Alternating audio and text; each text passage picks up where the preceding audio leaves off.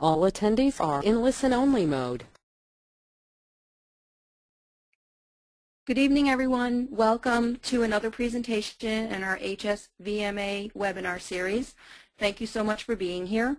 My name is Lorna Grandy, and I've been a practicing veterinarian as well as an educator for about 20 years. And I'm happy to be working with HSVMA, helping to coordinate these continuing education webinars. If you have trouble with any reception or anything on this live presentation tonight, you can always view it on demand later. It will be archived and available for you to listen to at any time. Please bear with us. If we have any technical difficulties, we will try to resolve them as quickly as possible. So let me tell you a little bit about HSVMA.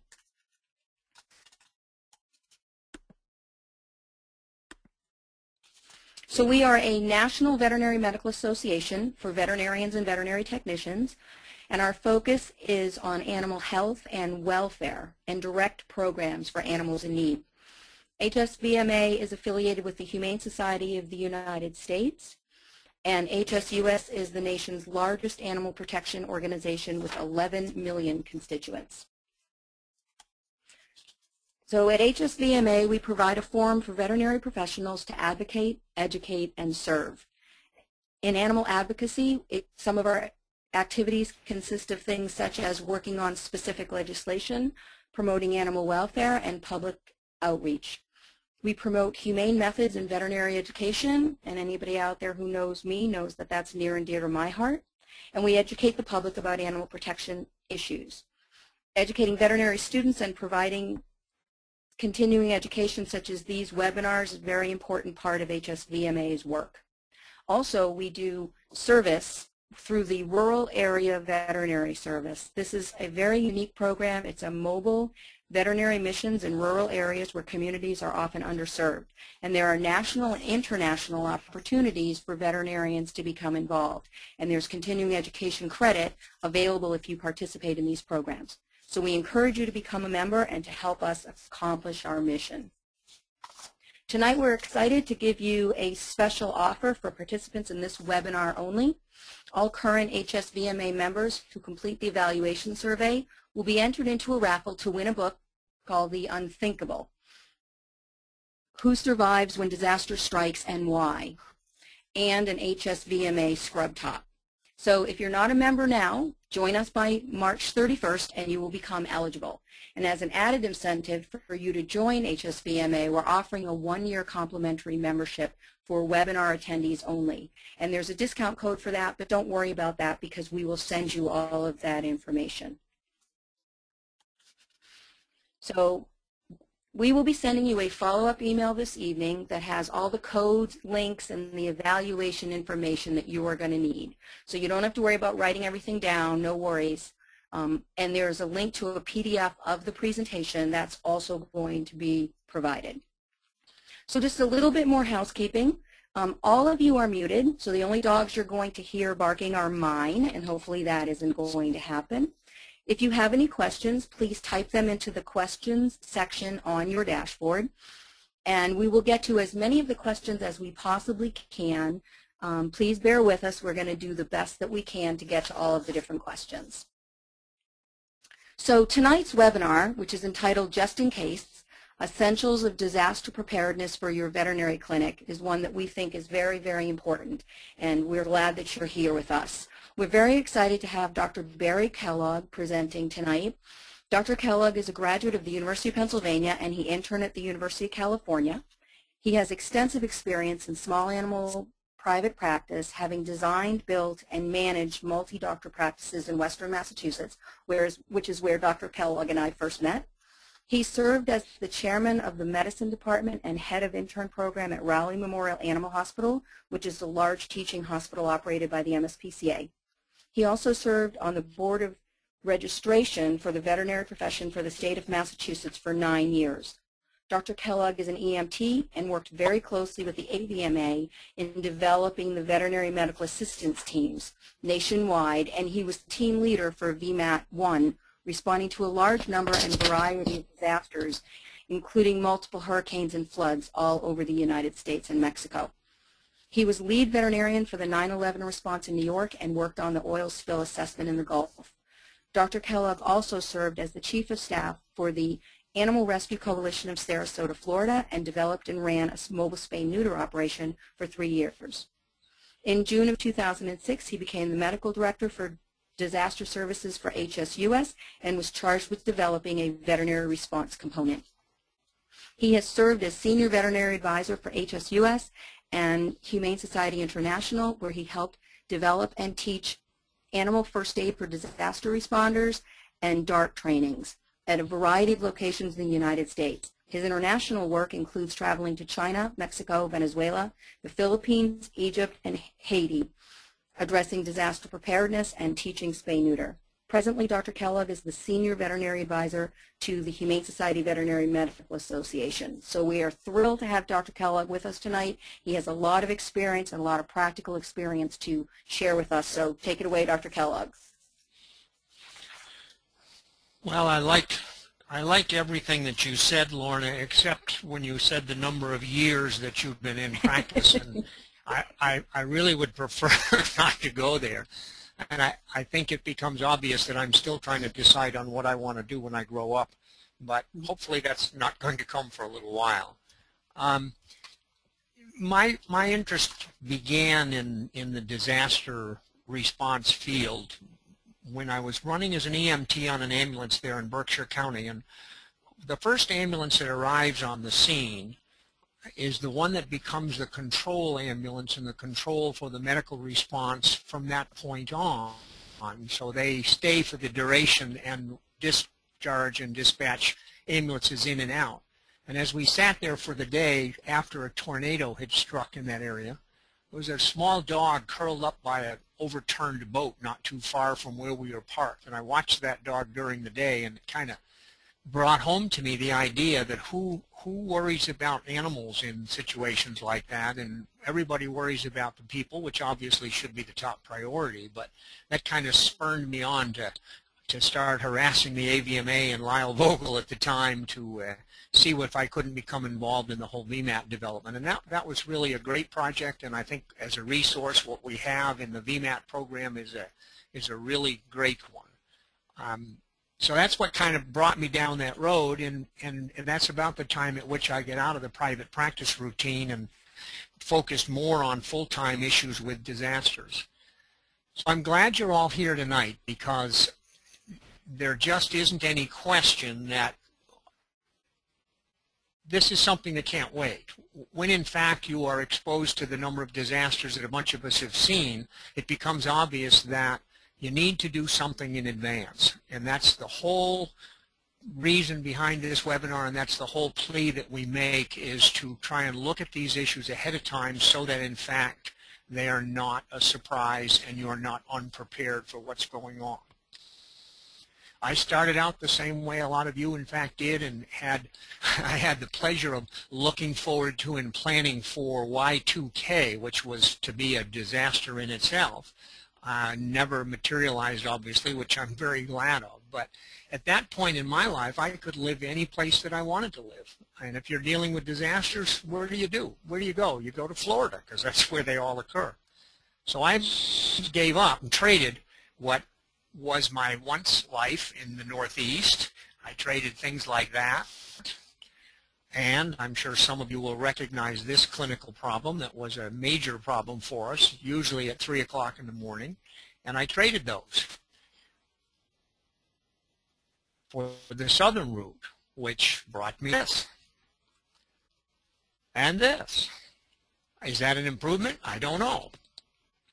Anyway, let's look at an overview of how do you approach this topic of preparing a plan, and what kind of how do you begin? I think that's the most difficult part, is how do you begin? And you've taken step number one to be here tonight, and I'm hoping that by the end of this talk you'll have some idea to what to do tomorrow, or not literally but figuratively what to do next in terms of getting a plan developed for you. And these are the kinds of things we're going to look at. Now, who needs to plan, why plan, common risks, all of the things that go into setting up a formal plan to what to do in a disaster for your practice.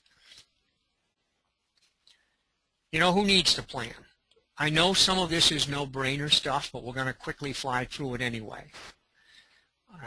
Animal shelters. Anybody that's housing animals on a regular basis has the care of them in place of their owners has to be cognizant of having some kind of a plan should things go wrong. Boarding kennels, same story. Pet shops have some unique issues because of where they're usually located. Horse stables, large animal facilities, whether they be boarding stables or just exactly what, they need to know what to do if disaster is impending. And of course, veterinary clinics and hospitals. How'd you like to come into this picture on the right some morning after a river has risen or a storm surge has risen, and that's a pretty minor amount of damage, but can you imagine what would be the following days trying to recover from something like that? The reason to plan is you're protecting both animals and people. You reduce the magnitude of the damage and the resulting downtime. You actually create a better plan and a quicker recovery by having this plan in existence. This is an actual picture of a note of a clinic that we responded to after Katrina. Can you imagine having to put this note on your window? Can there be any more reason for why we need to address this in advance? Every time I read this it still just kind of grips me hard, because this was a travesty. This was a tragedy.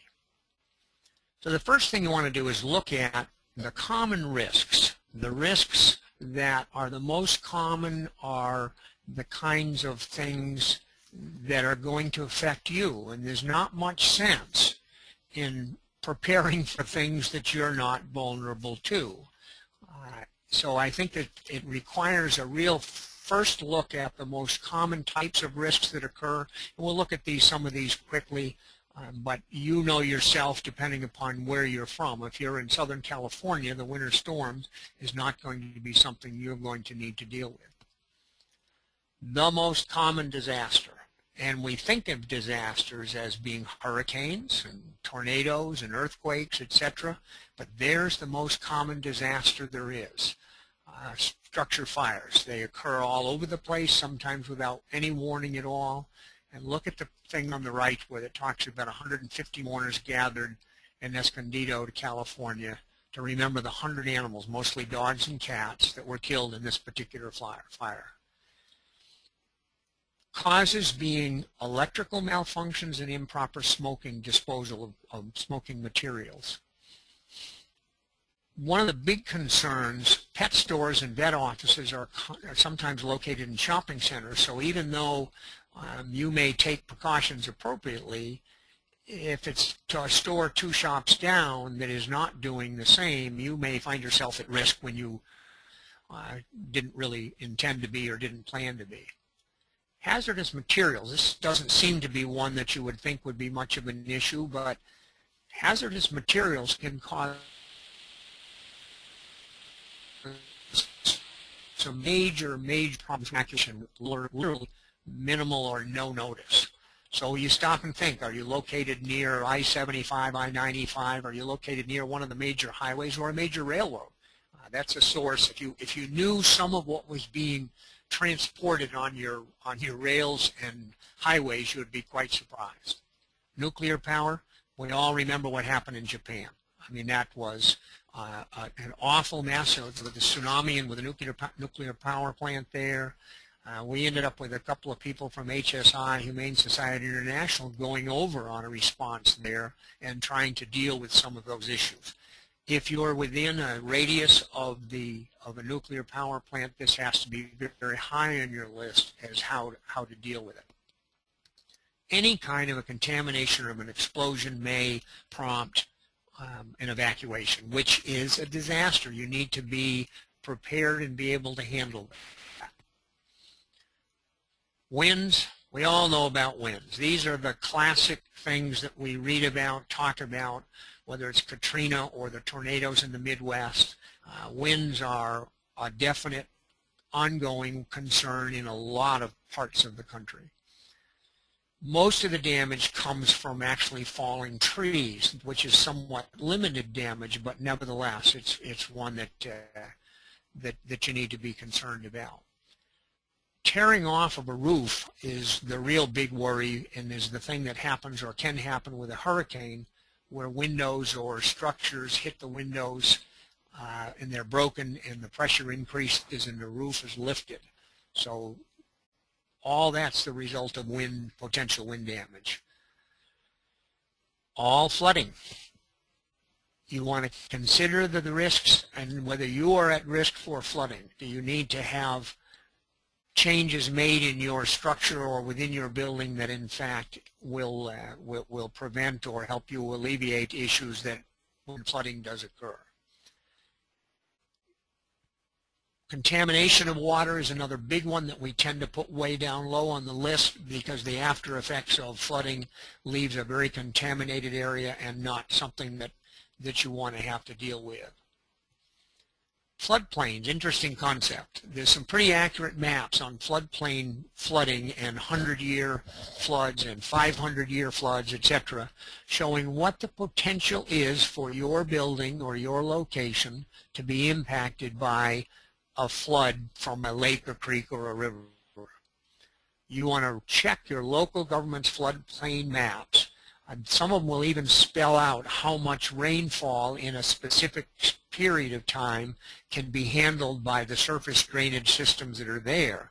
So then with weather radio and weather warnings, you can get a feeling whether there's the chance that there is going to be some flooding where you are. You don't have to be next to water to be in a floodplain. Sometimes it can be on a flat land way away from a water source, and the heavy rains can result in flooding coming into your building.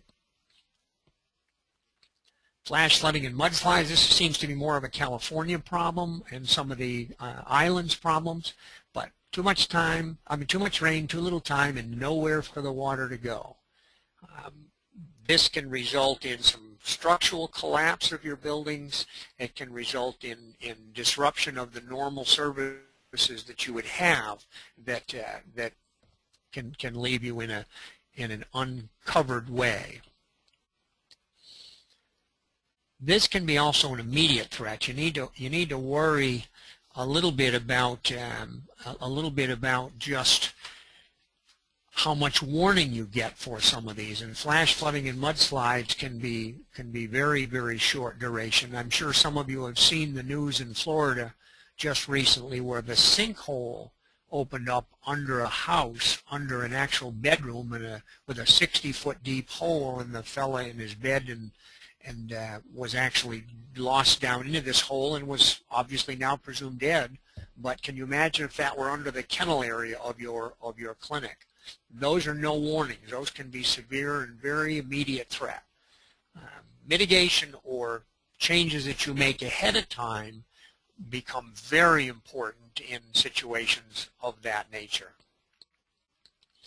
Storm surge, this is a relatively simple concept that as a hurricane or as a storm circulates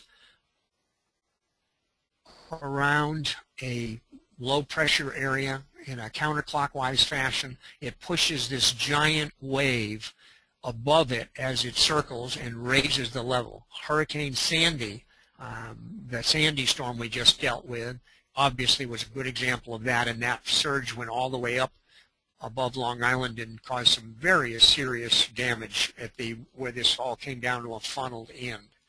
The actual waves themselves in a surge can be 25 feet tall, which obviously is going to do a tremendous amount of flooding as well as produce damage in the areas that it comes to. This is kind of a depiction of that flooding and how it works. And the storm surge maps, as we mentioned, are a way to know whether your particular location is at risk and how much of a storm surge it would take for you to be affected, because many times that can be predicted in advance when a hurricane does advance. If a facility is within within a storm surge area, then you want to have a pretty active, accurate evacuation plan, or you could find yourself having to scramble and not having time to do so. Lead time can be very, very valuable. If in fact you start thinking about evacuation, then that probably is the clue to go ahead and do the evacuation. This is all a little bit too serious, so we need to take a little bit of a light look.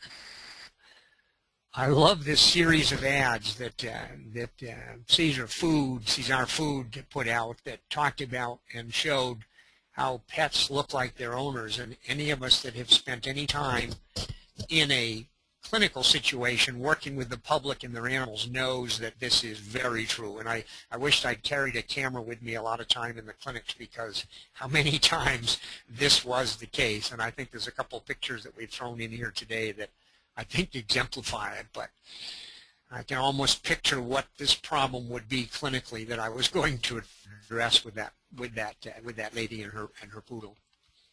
Earthquakes. Earthquakes can be a little surprising because we think of them as being California-based. I know some people are thinking that sooner or later Arizona is probably going to be oceanfront, that there's some big faults and potentially some major issues to be dealt with there. However, faults are located throughout the United States. South Florida actually doesn't, which is interesting. They have everything else disaster-wise, but not necessarily faults. I spent some time living in Tennessee recently and was very surprised to hear on the options for the insurance whether we wanted to carry earthquake insurance, because there is a significant fault in the part of Tennessee where we're living. So it behooves you to find out from local emergency management about the potential for earthquakes where you are, because it creates a different set of criteria for your disaster plan. Wildfires. These are the ones that scare me a lot, because you see them advance, you see how rapidly they advance, and it just scares me a lot to think of living close to an area that potentially wooded land that could result in wildfires encroaching on your facility.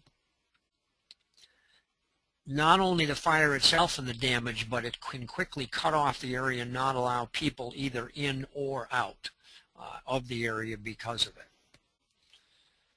Water may be diverted, and suddenly you find yourself without water supplies because it's diverted for firefighting use only.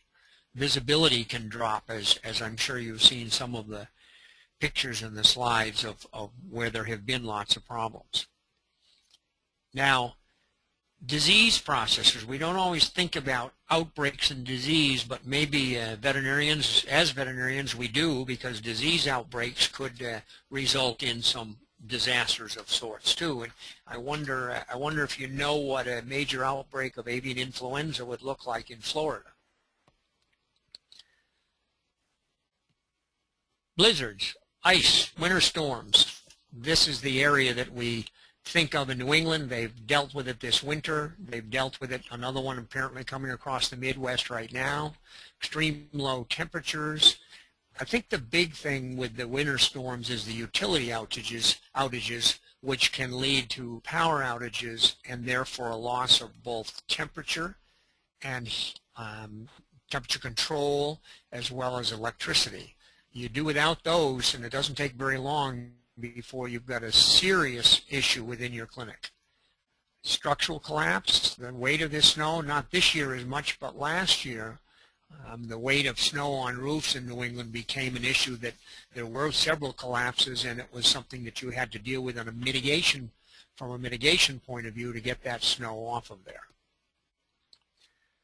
You may lose delivery of food and supply, so you want your amount of materials you have on hand certainly want to be increased enough to cover for situations like that. Now, I gave you a minute to think about what an animal avian influenza outbreak would look like in Florida.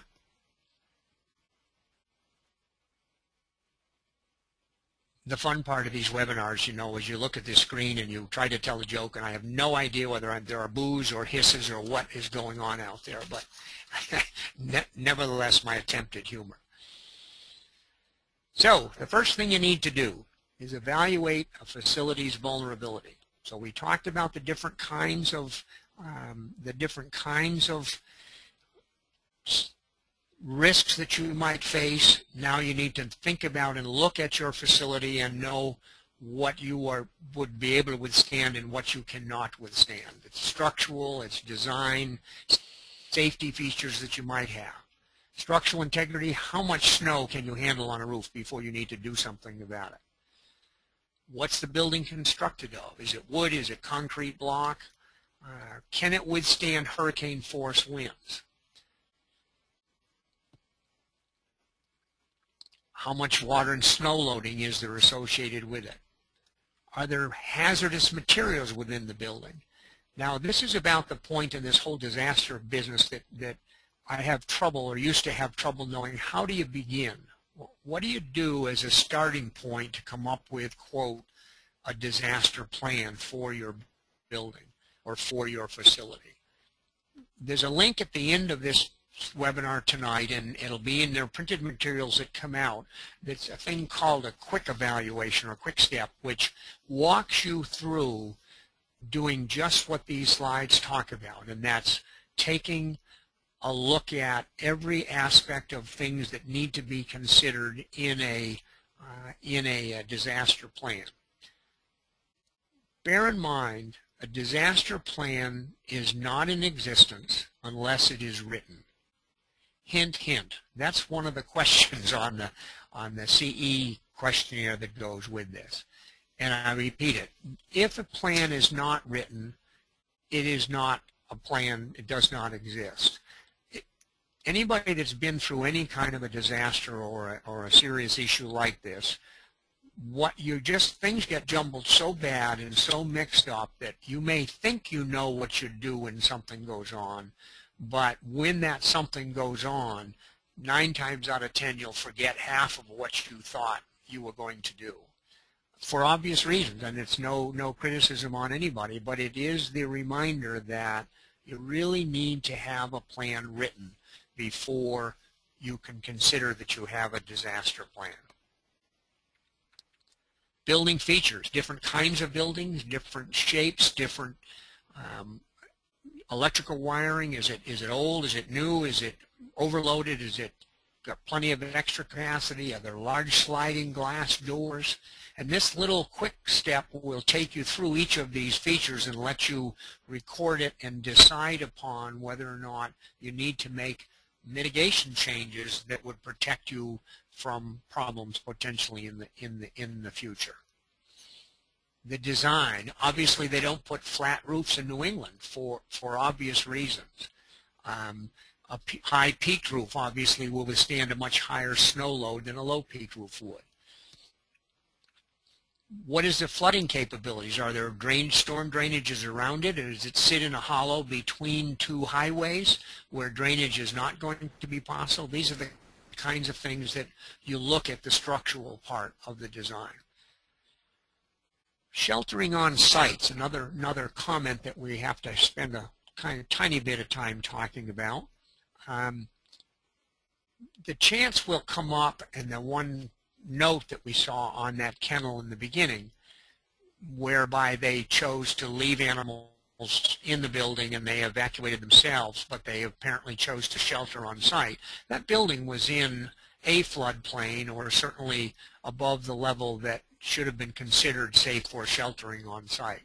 So the type of kennels and whether or not you have one that's okay to shelter on site is a decision that you should make in advance, not in the heat of the moment, because that could have some serious implications long term. Tornadoes. Very first disaster that I spoke of, that I was a part of on the human side, on the response side, I'm not used to seeing tornadoes in the middle of the country, obviously the Midwest. Any of you people that are from that region know a lot more than I do about how to have a safe room or a room within the structure of a building or in a basement that has no windows and is considered a safe room that you can go to. You should know where that room is in advance, not think about as a tornado is bearing down on you, now where's the safest place to go? And unless you have that written down, it doesn't work. I'm going to go back for a second. This evacuation plan, if you have all your doors locked tightly because you don't want people breaking in from the outside, they may be a hindrance to evacuation at the time you need to evacuate. So you need to look at your doors, types and condition of them, and the locks that are on there. Safety features of the building. Obviously, you need fire extinguishers present to keep a small issue from becoming a major issue, a small disaster from becoming an absolutely major disaster. Employee training is sometimes overlooked. Our experience has been definitely that this is an area that could make a huge difference if, in fact, a very small amount of training had been put in place for staff members to know what to do in different circumstances or in different issues. Alert systems. Sprinklers obviously are preferred, but I don't know of too many veterinary hospitals that have the sprinkler systems built into them. But certainly it would make a big difference.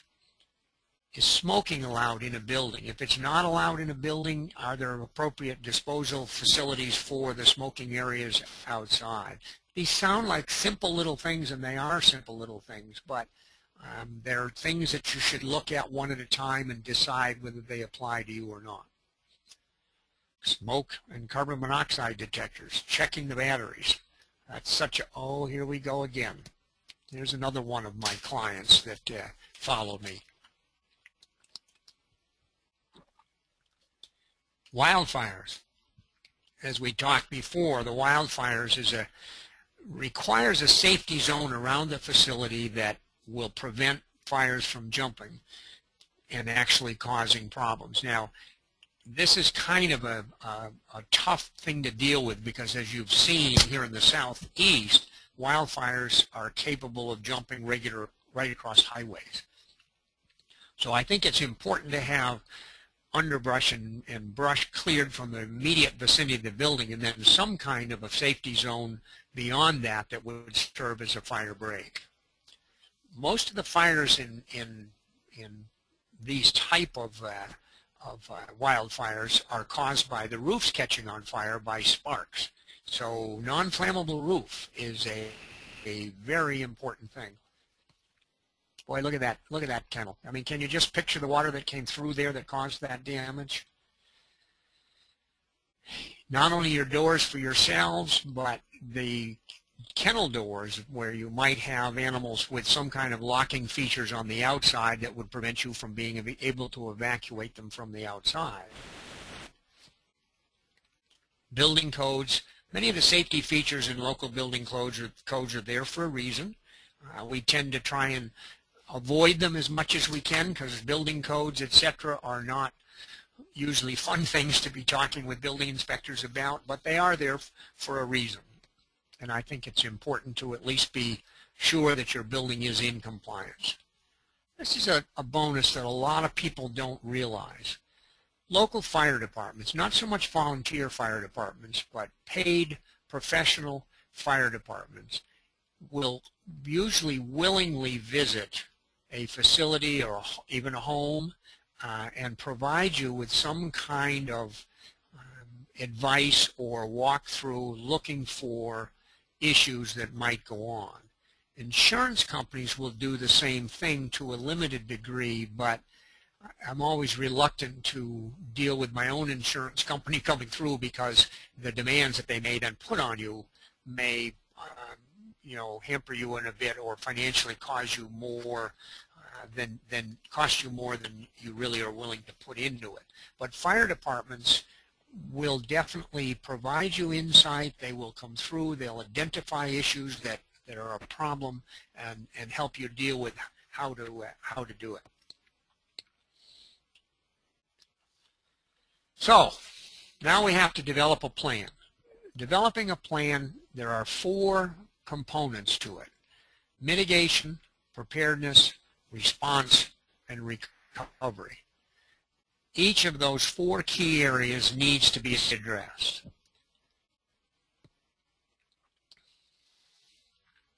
Mitigation was when you make permanent changes to your facility or to your property to eliminate or minimize the impact of disasters.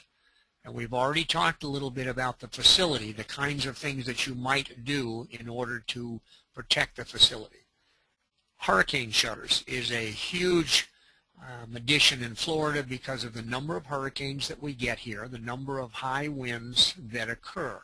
And they can be as simple as plywood bolted up, which you see in the news when a hurricane approaches, to electrically powered roll-down shutters that close with a push of a button. As long as you have electricity.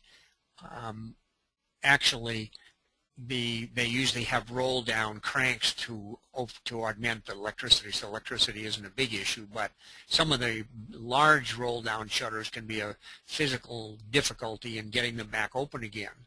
And the worry that you want to be aware of with shutters is that you leave exit capabilities from your house, or your house or your clinic. If you put up storm shutters all the way around, you may restrict yourself to 1 or 2 entry places that could be a problem if in fact a fire began, flooding began, or whatever.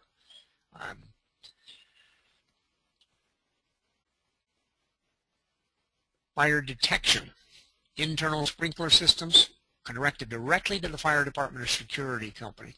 Interestingly enough, safety monitoring equipment like that, I mean, we all hear about ADT and some of the classic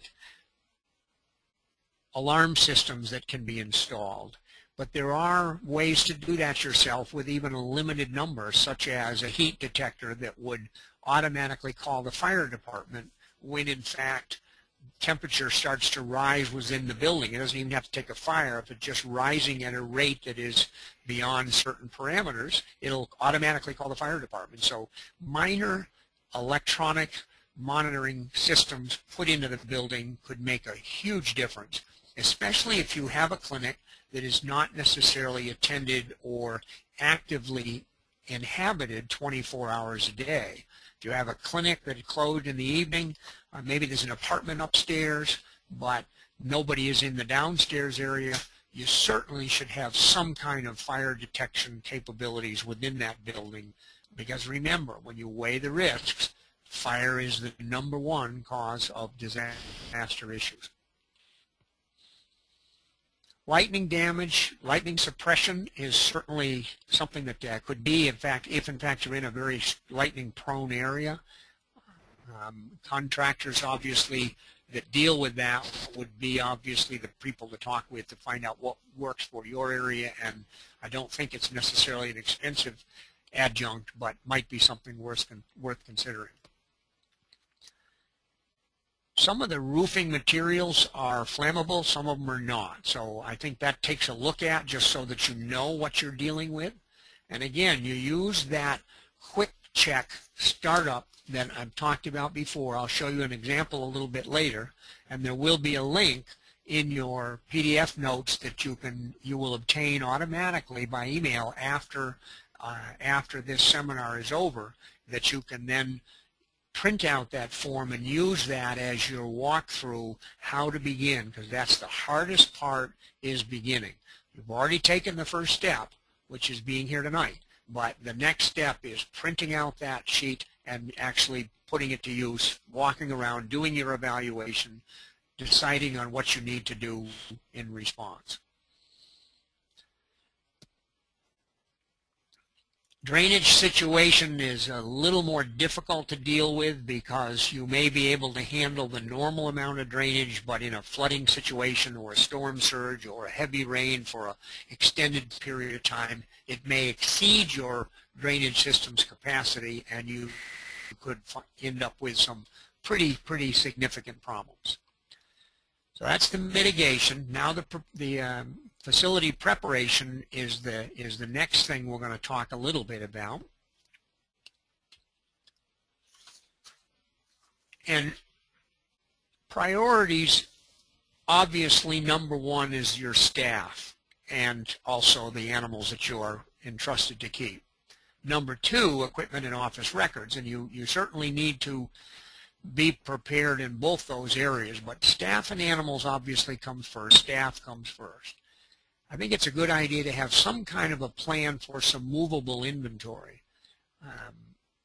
so that if you are aware of an issue coming to pass, whether it be strong storms, a tree on the south side of your hospital, something of that nature, that you can move stuff away from that location. You need to identify safe areas within buildings, whether it's for tornadoes or hurricanes or just severe straight line winds is something they see in the southeast to some extent as well. Look at these. I look at some of these pictures that we've gotten from inside clinics, and it just is enough to make you pay attention. Flammable materials really don't want to be anywhere near doors or windows. That's a simple thing to change. Most clinics don't necessarily have drapes or curtains of that nature, but some of the furniture, some furnishings that are on outside walls at glass-walled areas, things like that, certainly need to be careful of. You can acquire or borrow what you need for necessary equipment. Generators, you notice, is in big letters and in red. It's one of the most common issues that we have to deal with, or I think if I had to pick one thing that was the most catastrophic or catastrophe producing situation, it is loss of electrical power after an incident. Generators. We're going to come back to that and talk a little more about it later when we talk about specific things to do. Water pumps, both in terms of evacuation water pumps and water provision. And the bottom one, trained employees. That comes up again and again and again, that you need to involve your employees on this. Fire extinguishers, possibly access to hose with lawn sprinklers, especially in the situation with wildfires. Hazardous materials, you want to be darn certain that you've got them adequately secured. The oxygen tanks and where they're located, what your oxygen supply is for your surgery rooms and for your anesthesia machines, they certainly want to be very, very securely attached. You want to label tanks. Now, most of us that are used to dealing with them know what the various colors are of tanks, but nitrous oxide as opposed to oxygen, so on and so forth. That's a hazardous material, and you want to be careful about storing large quantities of known hazardous materials together, i.e. bleach and ammonia, things that potentially may be catastrophic if they are allowed to mix. The lips on shelves I find to be an interesting comment to make, because when you watch the pictures of the earthquakes where they've got cams, video cams that have shown issues there, you want to be, what usually happens is you find materials coming off of shelves. So a lipped shelf, I think, is a wonderful, simple little addition to keep some major issues from happening with minor disasters. Safety latches. Keep duplicate copies of inventory off-site. Easy to say, hard to do, but we're going to come back to that one a little bit later too. So on your facility prep, I think it's very wise to practice a fire drill somewhere along the line. And fire services will come through and help you do a review of what you have. Facilities flood potential, we've talked about the storm surge maps, the flood plains. Can you be cut off because flooding maybe won't affect your building because your sill level is 11 feet or 12 feet above sea level, but can you get your highways in and out because maybe the highways aren't at that same level? So you may find yourself as an island cut off from the outside. Try to be part of a local emergency system. You want to know what the emergency system is in your community and try to be a part of it. It's a part of a disaster plan to actually make that link, whether it's just through weather radio or some other notification system in your community. radios placed strategically used to be a much more important thing than it is now. Cell phones have obviously changed the issue a lot. And I date myself a little bit, but when we first started dealing with disasters and response, we found it very, very difficult to communicate without radios. So we had radios, and then came along the cell phones, and that solved all the problem. But then in a disaster like 9/11, for example, is a good example, the cell phone overload on the towers was beyond what anybody had imagined, and we lost a lot of our cell phone capabilities. Now, it's much better today than it has ever been before. What the local capacity is, I know that would depend upon your own individual area, but it's something to at least think about. Cell phones can be a very active part of your response capabilities, but radios still may have a place, even these FRS radios that you can inexpensively buy and you can have stored somewhere in the facility or in the location and know where to get them. The telephone tree, a call down system when you get into larger facilities or more employees, is something that should definitely be considered. Will not have, your key people will not have time to call everybody, either to notify them not to come in because of a potential emergency on the horizon, or to try and let them know of your needs after an issue that you need to get help. So telephone tree system or call down system is, oh, here we go again. We got another client just snuck in the back door. And how many of you seen this one? A good breaking time and a good chance to grab a glass of water so that I can keep going. Evacuation planning. Here's a note actually off a clinic just before Katrina hit. Katrina was a little bit of an odd one in the fact that the hurricane itself was not ridiculously powerful. I mean, it was when it first came ashore, but remember, I won't put a percentage on it because it would be wrong, but the majority of the damage that occurred with Katrina was a result of the failure of the dike system and the flooding that ensued because of the situation, and not so much the wind. It was flood damage more than anything else. So you need an evacuation plan. There may come the time when you have to get out of the facility, either short notice or obviously even with longer notice. So you need to have something written down or a concept of how you will accomplish that. It can be very intensive both from labor and equipment point of view. It is one of those things that does require some you need to practice it. You can't just automatically say, well, we'll evacuate. What does that mean? That's not a simple process. You need to log somehow, and again, some of this is size dependent on your facility. If you have a large facility with a large number of employees, you certainly don't want to leave and lock the door or leave quickly with a bunch of animals and leave people behind. So you need some kind of a logging system to account for all of your employees. And then you look at this. I mean, you hit the highway, and what do you have? All your best laid plans have now been wasted because it's late on in the issue and everybody is stuck on the highway at that particular point. If you're considering evacuation, that's probably the time to do it. So you want to evacuate early because you can get out while you still can get out. A predetermined, in advance, safe location is very, very important. So where do you go to? And you know, everybody needs to know where that location is. A backup facility or a backup location to go to. This is one of my favorite concepts, is the sister hospital. I've been advocating this for a while, and we'll come back to it a little bit later. But I think a sister hospital is a great concept, and if you do nothing else on disaster plan drawing, if you do nothing else, you should have an agreement or an arrangement with a sister hospital, and we'll talk a little more about it later. Okay, so other considerations. You need staff, you need vehicles, you need cages or crates or carriers or vehicles, some way to be able to to do that. It doesn't just happen automatically.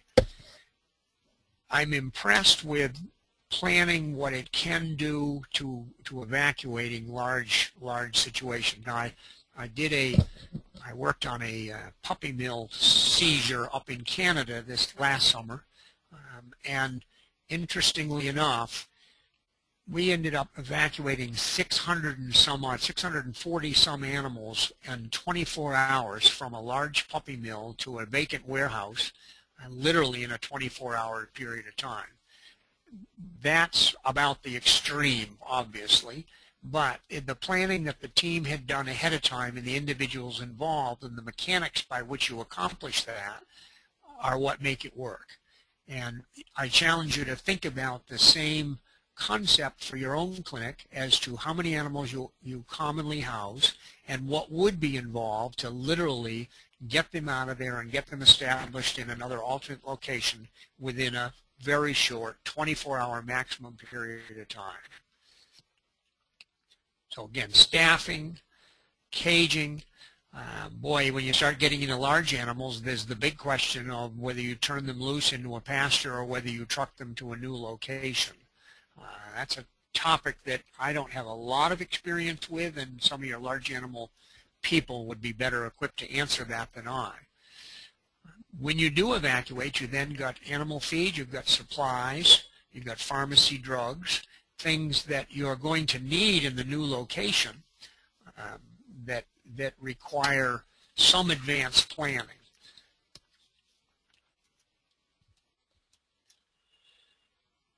Paperwork, you need to identify animals and you need to keep some records, and we'll have some fun with that in a little bit too, because it was one of my first big failures within a failure, a disaster response, that I was not adequately prepared to deal with the paperwork part of it.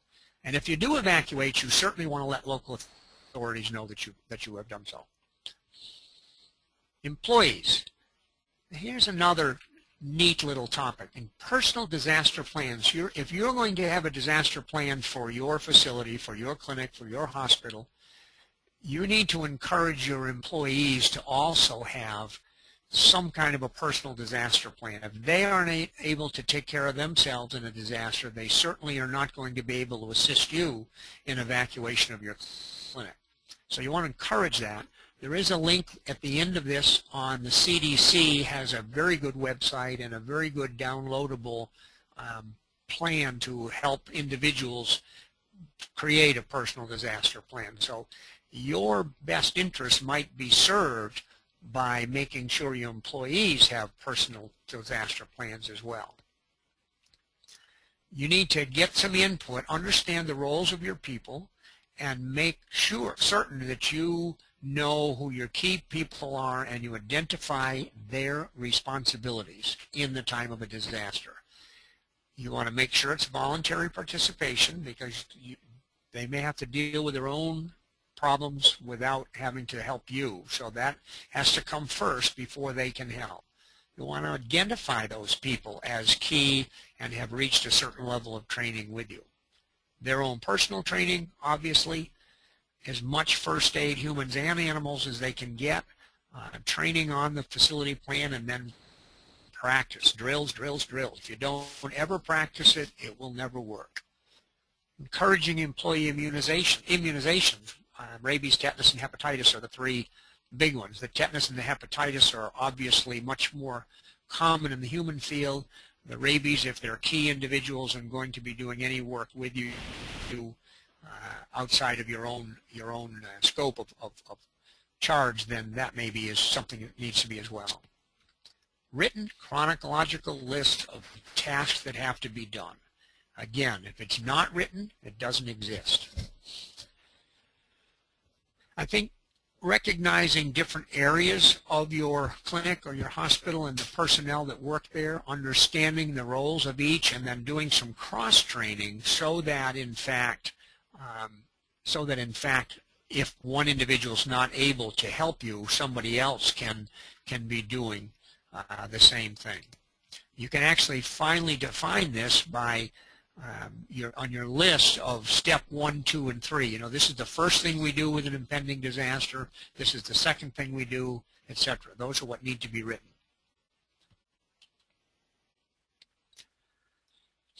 You have to make sure that you've got contact numbers.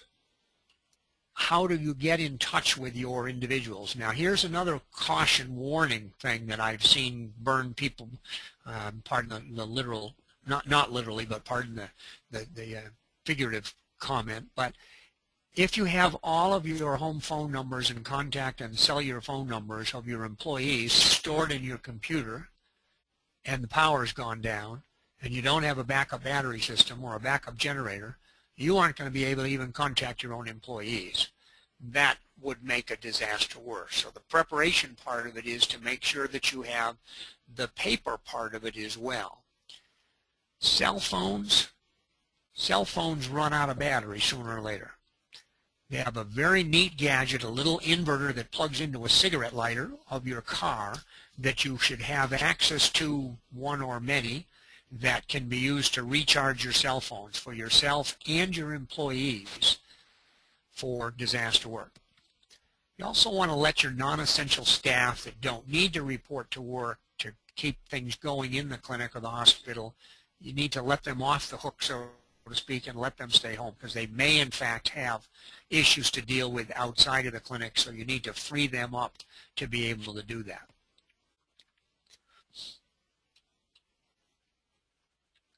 I think it's a good idea to have a meeting spot, some other location, or another contact person out of the facility or at another location so that you can have an alternate situation in case phone lines are down or phone service is interrupted or power is interrupted or there's been an evacuation for fire purposes. You need a key location off-site that can become the nidus for your work from that point on.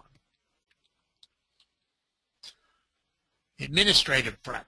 Boy, we talked about the staffing, and you need to have that well in your mind, but here we go with the computer records. How many of you back up your computer records on a regular basis and take them off-site?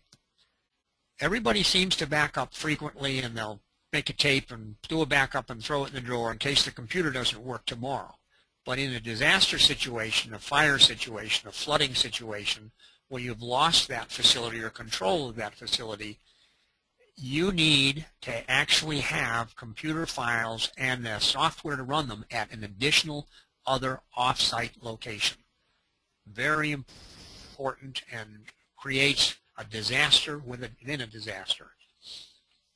Non-computer records, you need plastic bags and boxes, etc., in order to protect them for, fire, even a small one. If the fire department douses that facility tremendously, then you may have paper records, but they'll be destroyed. Paper record backup plan.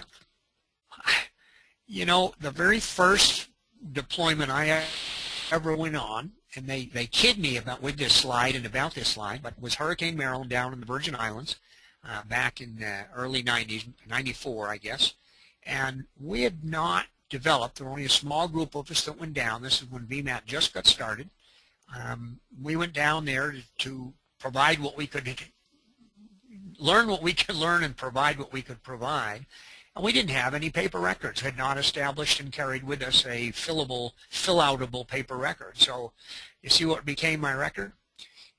The barrel that was in the middle of the pasture where this horse that had been cast with some severe wire wounds to all four legs and unable to walk, started receiving medication from other veterinarians and from us, and we started keeping the record on the watering can that was there. So it's a pretty poor excuse for a record, but the importance and the illustration is you need some kind of a backup medical records that you can activate in an emergency that you can then use to record information that you, with treatments, etc., that you're doing.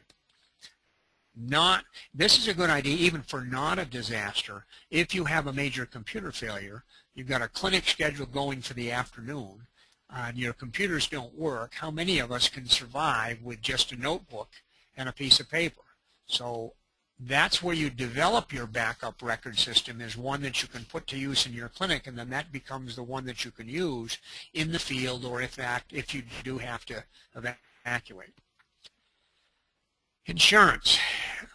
A review of your insurance policy and an understanding of what that policy covers is mandatory. You've heard the nightmare stories about wind versus flood. Regular building insurance as a general rule does not cover flood. You have to purchase separate flood insurance in order to get coverage for those things. And they love, insurance companies, I swear, make a game of trying to decide whether did the roof blow off first and that's what let the rain in, or was it the flood that came up the sidewalk and up the driveway that caused the damage? Who's going to pay? So you need to know what you have, make sure it's adequate to cover your losses, and update it from time to time. Inventory. What is in your, how many of you could make an active list of what you have within your hospital to a fairly good degree in case there was a total loss? That's when it becomes the most valuable. Easy way to do this is photographs, or in fact a video camera, where you do a walkthrough. You take pictures in every drawer, you take a running video, and what it may do is just remind you as you view the video, you could then make a list from it. It doesn't take a lot of time. It's invaluable if in fact you have a major claim, a major disaster, and have to do something to prove your loss. Okay, we're finally going to respond to this thing that just caused us trouble. That's when how an organization reacts once a disaster is imminent or has occurred. And this is where your employees probably enjoy the planning part of it more than anything else. And it's important because this can really make a difference in what you have to deal with.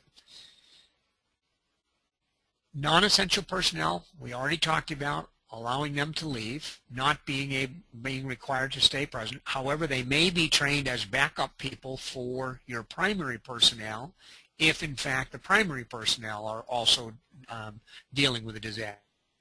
And I talk about a local disaster, meaning just your clinic or hospital, i.e. a fire, some kind of a major disruption on a highway and a toxic spill or something of that nature, in contrast to a more regional one where there's a hurricane or tornado and a lot of others are involved as well.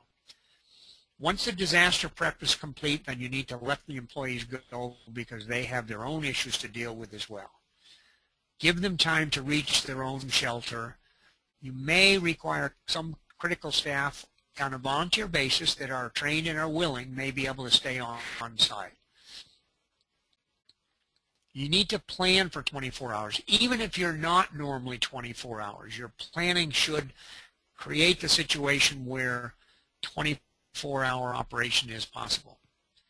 Frequent leave breaks, you need returning employees and let those go home and come and go, and volunteers for some routine tasks.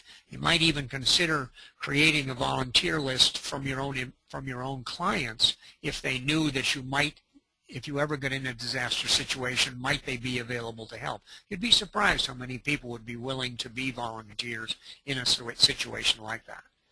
You need to stockpile some supplies for humans, for the employees that you are keeping in there and working with throughout and through this disaster. You need to have this thing all written for each employee has to have their own copy. And here we go. Back in the clinic again.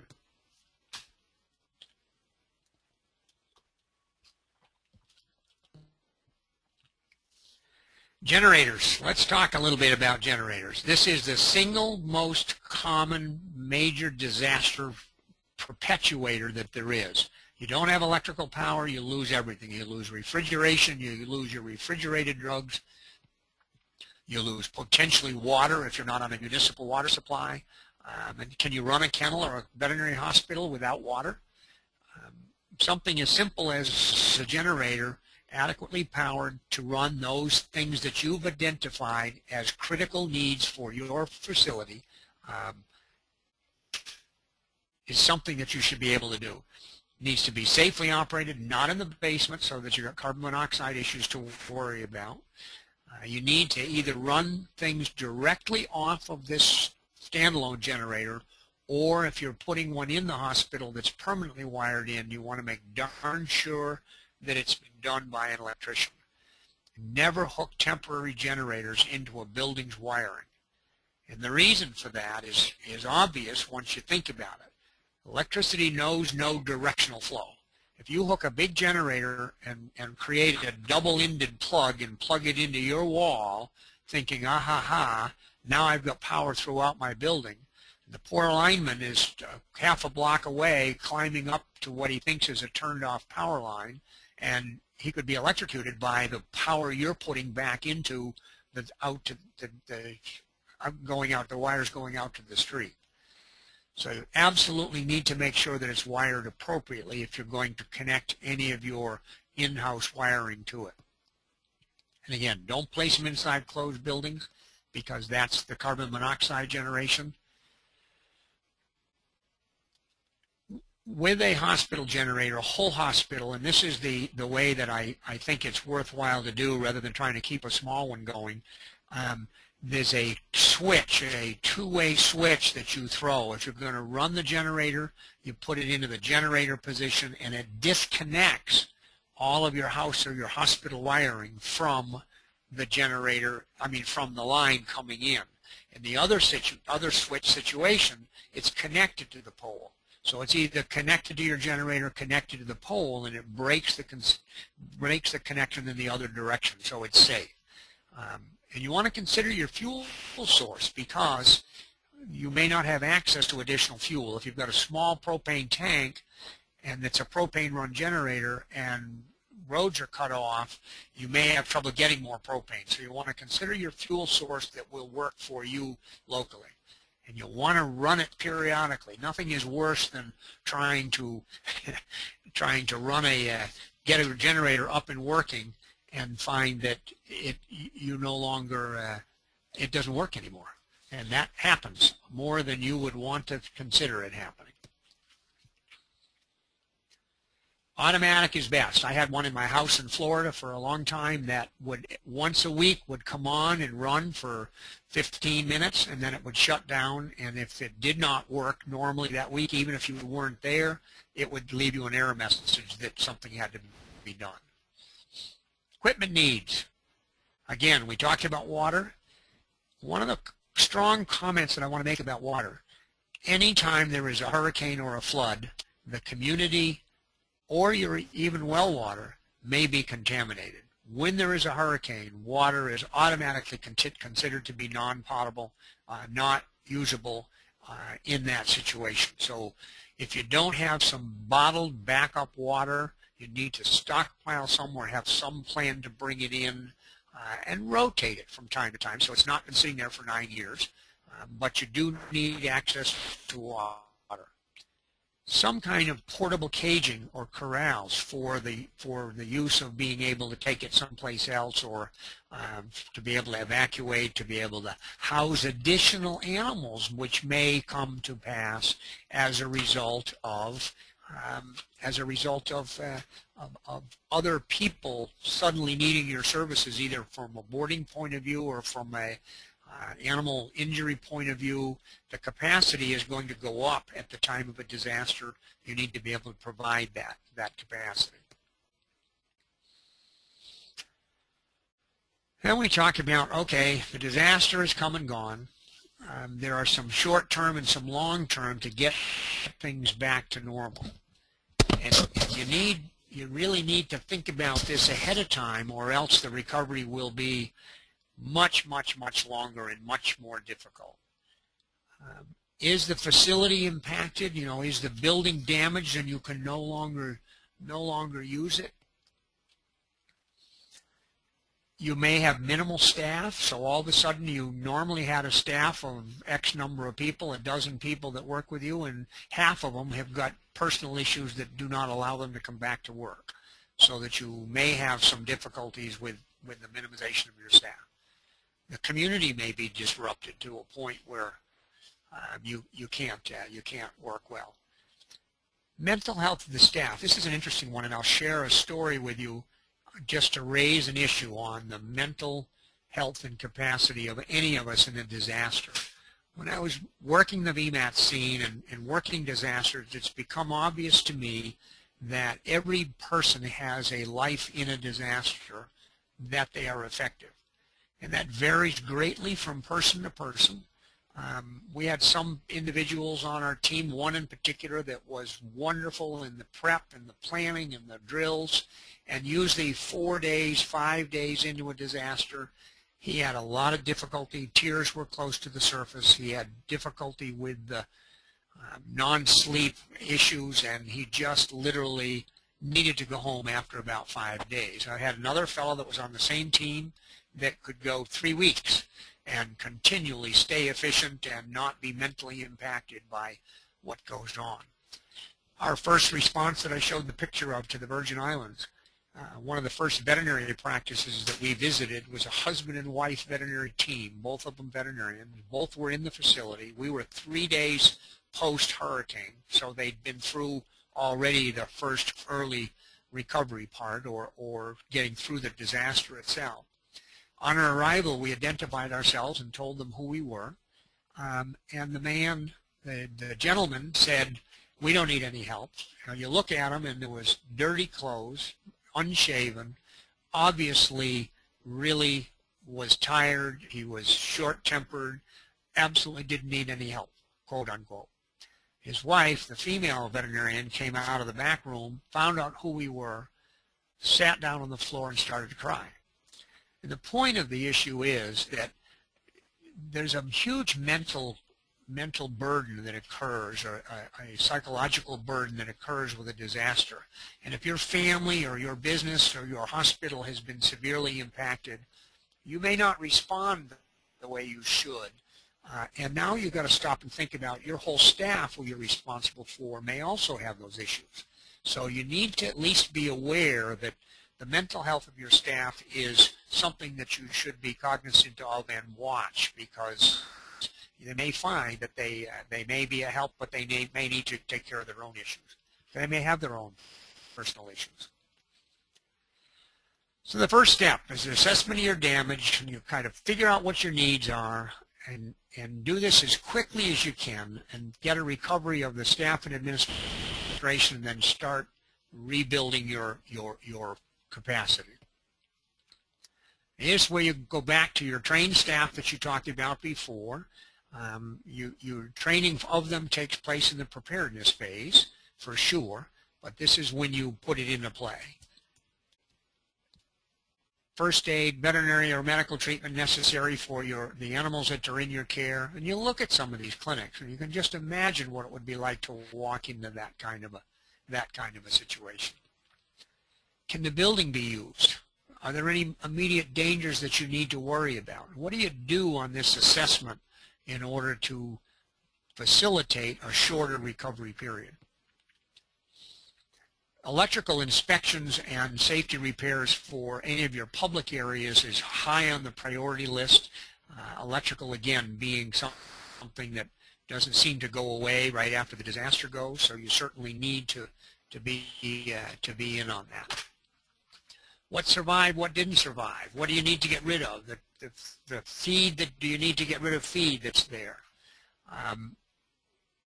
Drugs, do you have drugs? Did your refrigerated drug supply become warm to the point where it's no longer any good? So you need to do a quick assessment and then make a list of what you need to do to facilitate this recovery. If you have employees that didn't report to work, you really should, through your phone tree or through your off-site location, you need to contact them and find out if you can be of help or if they have needs that you might be able to meet with.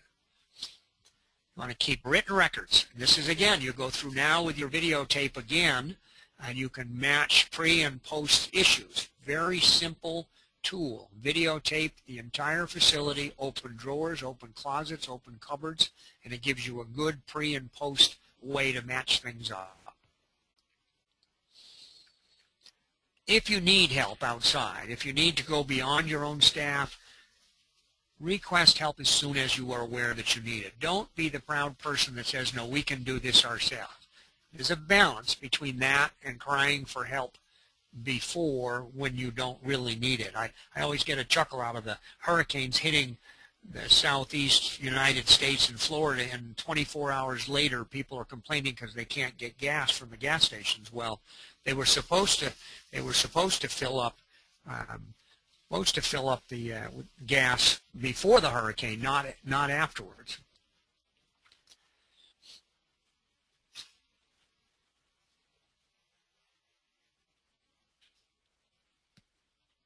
So you want to review your policies and procedures at least annually. It's nice to say that you're going to do it more frequently, but that annual, I think, is an absolutely mandatory type of a review of what your policies and your planning is. You need to train on an ongoing basis. Run a disaster training. Run an evacuation plan. Quarterly disaster drills is idealistic, but I don't think real practical. Certainly when I was on the clinical side of it, it wasn't something that I could schedule quarterly. If we did it once a year, I usually felt pretty happy. That's when you find your oversights and deficiencies, and it's also great practice for your staff. Make disaster thinking and planning a part of your day-to-day operation.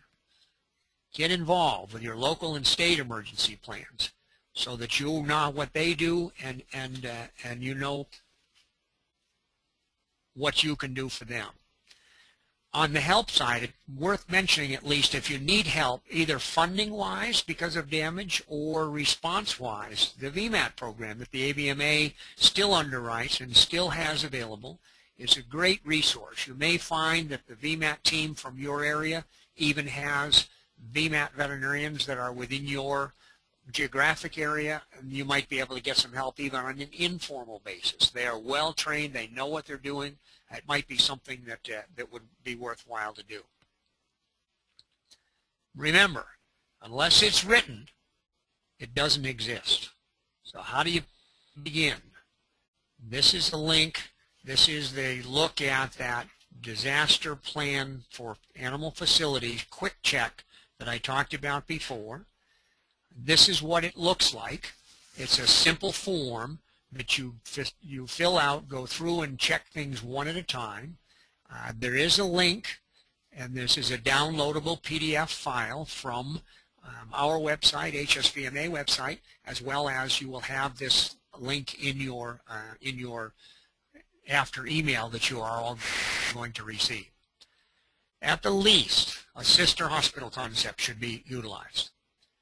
It is inexpensive, could be a real lifesaver. It's very easy to do. And what this is you identify a hospital or a clinic that's not on the same street, it's not in the immediate vicinity, but you agree ahead of time to share in the event of a disaster. What do you share? You share the facility, potentially supplies and drugs, housing, staff. It's just such a simple concept that you can sit down for no money and make this agreement with somebody else that's in the same boat that you are to agree to go forward in a disaster and be the sister hospital for that individual situation. So this is the wind down. I very definitely would love to see if there are any questions that have been accumulated, been coming in.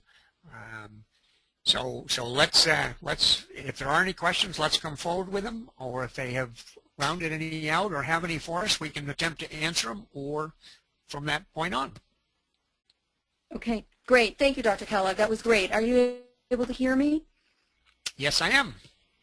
Okay, great. Thank you. That was wonderful information. It's kind of sobering information. I think it really reminds all of us how serious it is to prepare, how much difference it could make to really be prepared. And I love the idea what you were talking about, video footage in order to get an inventory. Makes a lot of sense. Very so easy we have a to few do. questions. Yep. We have a few questions, and one of them was addressing the fact that in animal shelters and in animal hospitals, sometimes there's a lot of turnover of staff, And that how do you suggest that we introduce disaster planning to new and current staff and volunteers? And are exercises helpful? Yes, yes, and yes. I think one of the comments that we made continually was the fact that this manual, this practice disaster plan needs to be written. And that's a great question, because that written plan could be easily handed to a new employee for them to review, and depending on how creative you want to get, they could be quizzed on what the disaster plan is for that. And there is staff turnover, and you're right, the day after a training a new employee starts, they'll be lost until the next year's training. So I think a written manual handed to them and quiz them on it at a future date would be a great way. Okay, great. Vera asks if you have any tips for mobile veterinary clinics, that she has a 33-foot-long mobile clinic in Southern California. Well, I think all the same principles apply. It's just she's got some different ones. If I were using a mobile clinic, I would certainly want to know of a location that I might park this clinic away from where I normally park it, so that I have an alternate site picked for it, because a mobile clinic can be extremely valuable in a disaster situation, both from a response point of view, but for her purposes, then I think that the same principles apply. It would be just finding alternate parking or housing locations for it, and the capability of getting out of the immediately impacted area. But same principles are there, whether it's a 33-foot motorhome or a 30,000 square foot hospital. It's still the same principles. Okay. One more question. That the slide that you have of that sign on the door of all the animals dying in that clinic is really incredibly heartbreaking. And I was wondering actually about the liability for practices if they don't have a plan. You know, we seem to have so many disasters these days, and I'm wondering what's expected from veterinary hospitals and what kind of potential liability there is. Well, I think there's two issues there. I think the whole concept of financial liability is one thing that the lawyers seem to always manage to play with and work with. I think the moral responsibility is a different one. And I think the moral responsibility is there and that we all have it. The financial one, I don't think I'm certainly a legal expert on the financial liability that's there. If in fact there were negligence involved, then there's always a liability regardless of the situation or the profession. If in fact you had done things, I think certainly a disaster plan in effect would mitigate a lot of frivolous type of lawsuits that came to pass as a result of. However, having said that, if you are negligent and do things that really are not appropriate, then you would still be liable. So I guess it's a twofold answer, in that you got a moral liability, which we all accept graciously and should, and then the financial liability, which I'm just not sure I'm the appropriate one to answer that question. Yeah, and I wonder when you were saying about having things in writing and showing that you had done trainings and had done things in writing probably would be incredibly helpful. Absolutely. All right, well, that wraps it up. I'm just going to do a wrap-up here. I want to thank you, Dr. Kellogg, so much. This really was very informative, and thank you very much.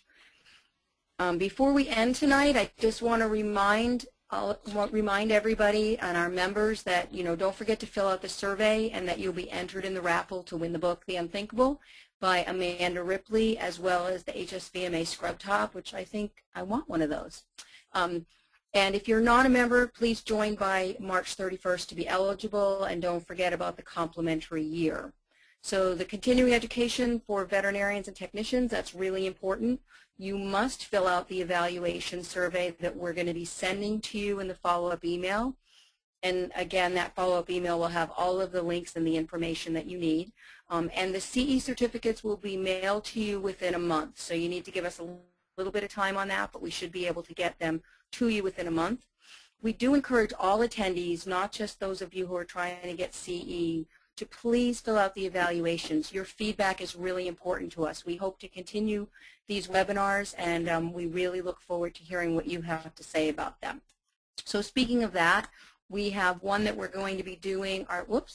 Sorry about that.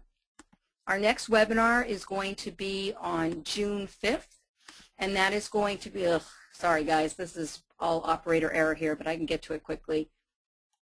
Wednesday, June 5th, we will be doing a webinar on the tipping point, the fine line between hoarding and rescuers, and that's going to be with Dr. Josie Robertson. And Josie is a graduate. She's a veterinarian, and she completed a residency in shelter medicine at UC Davis. She has a lot of great information for us, and I think it will be very practical and useful advice for all of us who practice veterinary medicine, and especially those of us who practice it with a very big heart. The registration page for this webinar is not up yet, but it will be up very soon. So we hope that you will join us on Wednesday, June 5th for this very informative webinar. So I want to again thank Dr. Kellogg. It was great, and I want to thank the HSVMA team for another successful webinar. Good night, everybody, and we will see you in June.